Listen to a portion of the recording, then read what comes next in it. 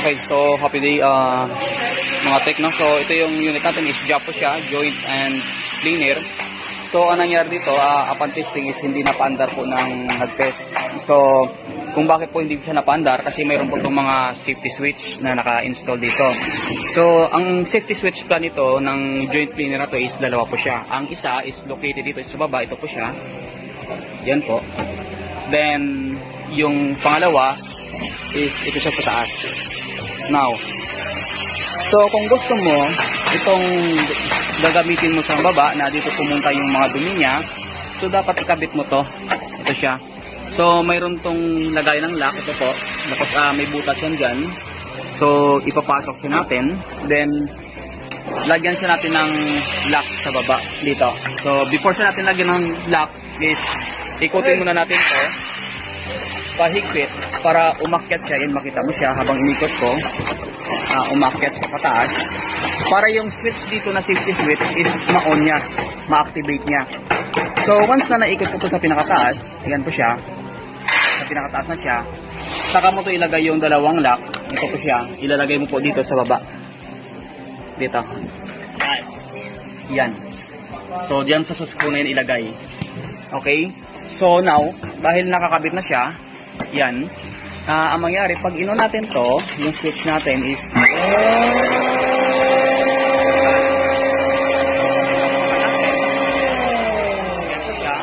namatay siya.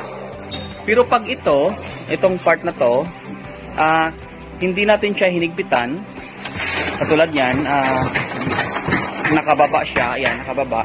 Pag inon ko to, hindi siya mag-on kasi yung safety switch dito sa gilid is hindi siya nag-automatic switching. So kung tatanggalin natin to, yung pinaka sa taas niya, yung pinaka cover na to, makikita natin yung switch na yun na sinasabi ko. So yung sinasabi kong switch niya is ito po siya, ito. Yan. Ngayon ang bumabangga dyan para mag-trigger on siya is itong part na to. Ito. Okay? So katulad naman yan, kunwari, yung blower natin is dito sa taas. So dito, mayroon ding safety switch. Ito po siya, located dito.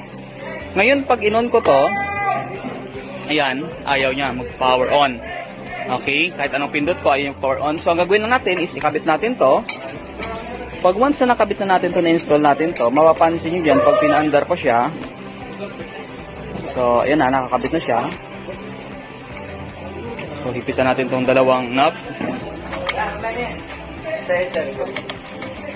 Okay, so, once na nahipitan natin to, mag-activate ngayon yung switch dito. Yan po siya. So, pag ino natin to,